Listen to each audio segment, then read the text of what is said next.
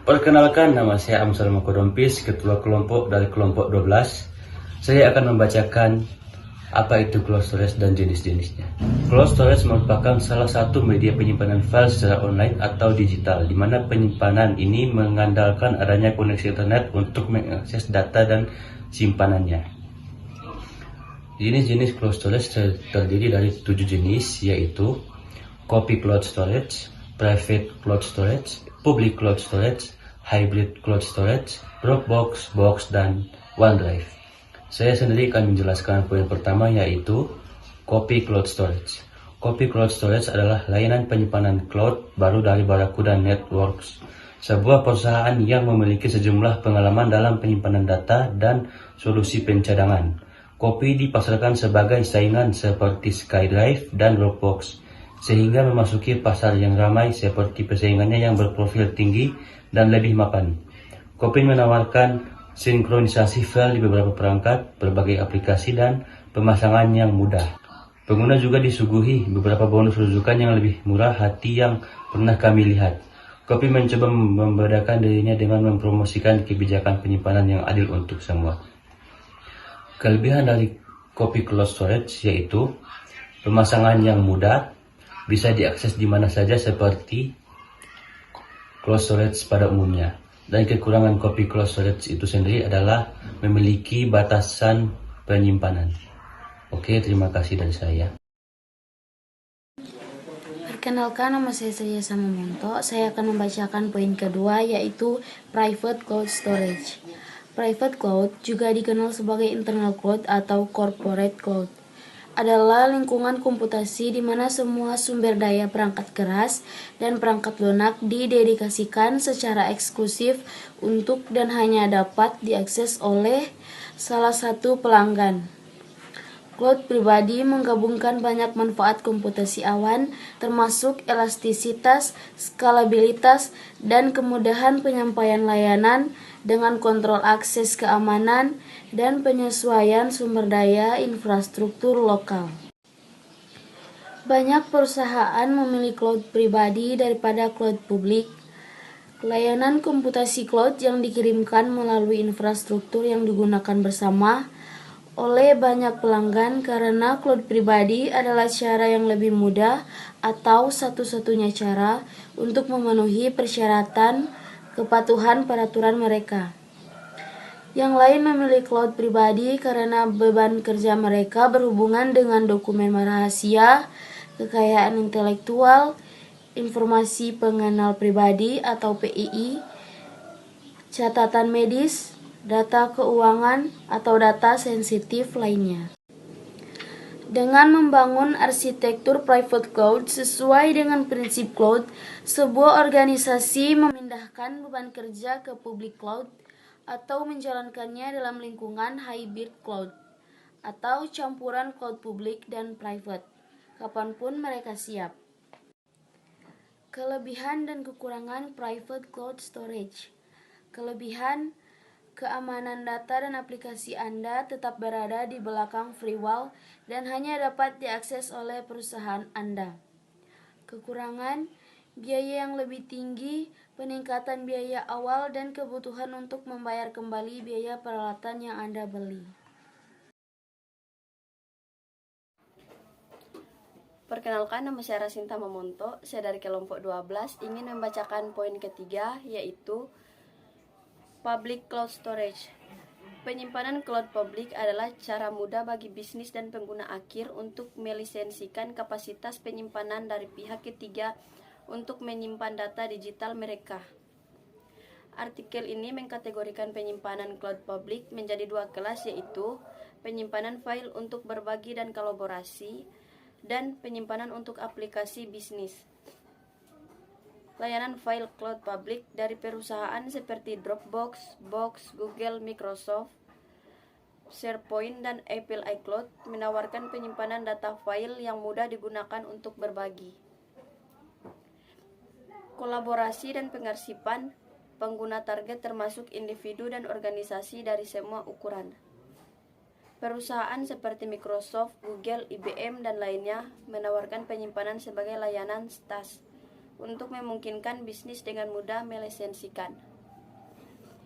menyediakan dan mengakses kapasitas penyimpanan yang dioptimalkan untuk penggunaan aplikasi bisnis dan untuk mendukung pengembangan perangkat lunak, analisis data, database, dan beban kerja perusahaan lainnya. Artikel ini berfokus pada kelas penyimpanan cloud publik ini. Kelebihan dan kekurangan public cloud storage. Kelebihannya yang pertama, skalabilitas baik ke atas maupun ke bawah.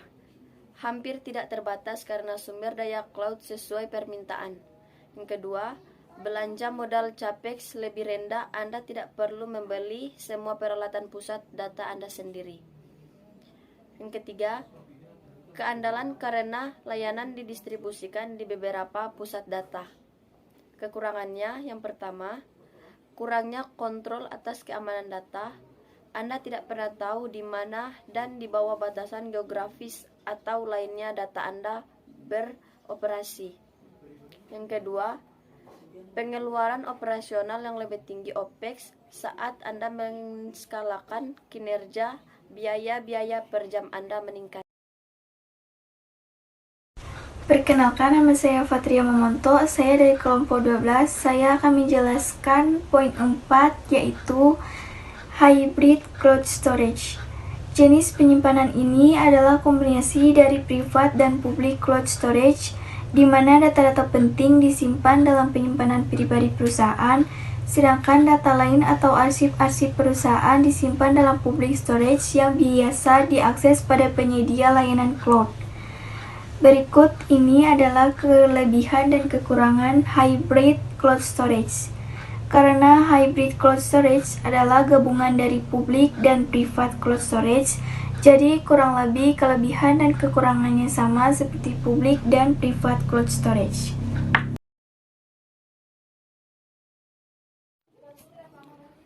Perkenalkan, nama saya Muhammad Saikal Mamonto, saya dari kelompok 12 ingin membacakan poin kelima dari cloud storage. Dropbox Cloud Storage. Dropbox adalah layanan penyimpanan cloud pribadi yang sering digunakan untuk berbagi file dan kolaborasi. Aplikasi Dropbox tersedia untuk sistem operasi desktop, Windows, Macintosh, dan Linux. Ada juga aplikasi untuk perangkat iPhone, iPad, Android, dan BlackBerry. Layanan ini menyediakan penyimpanan gratis sebesar 2 GB dan hingga 100 GB pada berbagai paket berbayar. Pilihan lainnya Dropbox for Teams menyediakan penyimpanan 350 GB dan pengguna disimpan di Simple Storage Service Amazon dan dilindungi dengan Secure Sockets Layer dan Enkripsi 256-bit Advanced Encryption System. Ada juga kelebihan Dropbox Cloud Storage. Kelebihan yang pertama, kita dapat berbagi file dengan orang lain dengan lebih mudah. Yang kedua, tanpa iklan. Yang ketiga, tanpa syarat. Terus, kekurangan cloud storage adalah 1. Ruang penyimpanan yang kita dapatkan hanya sebesar 2 GB.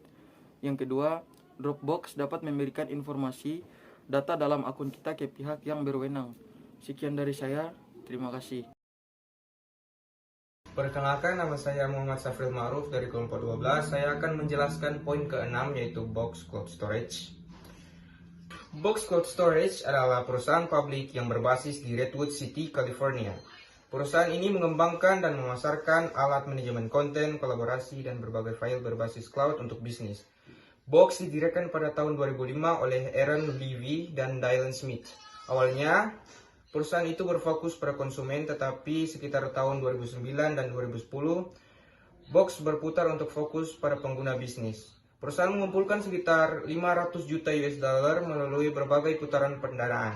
Sebelum go public pada tahun 2015, softwarenya memungkinkan pengguna untuk menyimpan dan mengelola file dalam sistem folder online dan dapat diakses dari perangkat manapun. Pengguna kemudian dapat mengomentari file, membagikannya, menerapkan jalur kerja, dan menerapkan kebijakan keamanan dan tata kelola. Nah, untuk kelebihan cloud storage itu sendiri adalah tidak ada batasan untuk cadangan data. Untuk kekurangan box cloud storage adalah biayanya mahal. Terima kasih. Sampai jumpa lain waktu. See you. Perkenalkan, nama saya Muhammad Fauzan Lami. Saya ingin menjelaskan poin ke-7 dari OneDrive cloud storage. OneDrive merupakan cloud storage yang berasal cloud storage. Ini langsung tersedia bagi para pengguna sistem operasi Windows 8 dan Windows 8.1 Microsoft OneDrive. Sebelumnya, SkyDrive adalah layanan hosting file yang dioperasikan oleh Microsoft pertama kali diluncurkan pada Agustus 2007. Ini memungkinkan pengguna terdaftar untuk berbagi dan menyinkronkan file mereka. OneDrive berfungsi sebagai beacon penyimpanan versi web Microsoft Office. OneDrive menawarkan ruang penyimpanan gratis sebesar GB dengan opsi penyimpanan 100 GB, 1 TB, dan 6 TB yang tersedia secara terpisah atau dengan langganan Office 365. Kelebihan OneDrive: 1. Pengguna dapat menyimpan beberapa jenis file yang berbeda di OneDrive, lalu mengaksesnya dari PC Windows atau perangkat seluler manapun. 2. Siapapun pemilik akun Microsoft dapat menggunakan OneDrive secara gratis dengan kapasitas penyimpanan 5 GB. 3. OneDrive memungkinkan pengguna untuk berbagi file dengan mudah. Orang lain dapat mengunjung file yang kamu bagikan melalui tautan. Kekurangan OneDrive: 1. Kapasitas penyimpanan yang diberikan secara gratis oleh OneDrive tergolong kecil. Jika pengguna ingin menyimpan lebih banyak file, mereka perlu membeli kapasitas ruang penyimpanan yang lebih besar. 2. Beberapa pengguna khawatir tentang masalah privasi karena Microsoft memiliki hak untuk memindai file yang disimpan oleh OneDrive dengan tujuan mengantisipasi konten-konten yang tidak pantas. 3. Terdapat beberapa masalah saat sinkronisasi file, seperti file menjadi rusak, berantakan, atau bahkan tidak dapat dibuka setelah sinkronisasi selesai. Terima kasih dari saya. Assalamualaikum. Waalaikumsalam.